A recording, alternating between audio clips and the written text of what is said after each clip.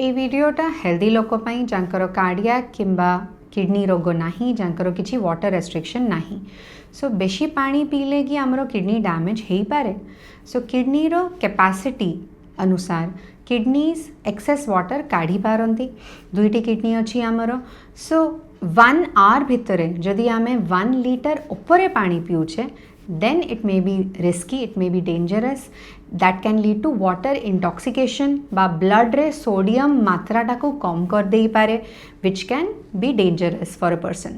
तो जदि आपण पूरा दिन रे about 5 to 6 liters पियंती किछि पेशेंट्स आछि पचारंती whether it is okay, so my answer would be let your body decide. so जेतिकी आपण शोष लागुछि आपण सेतिकी पानी पियंतु because पानी इनटेकटा डिपेंड्स ऑन योर लाइफस्टाइल.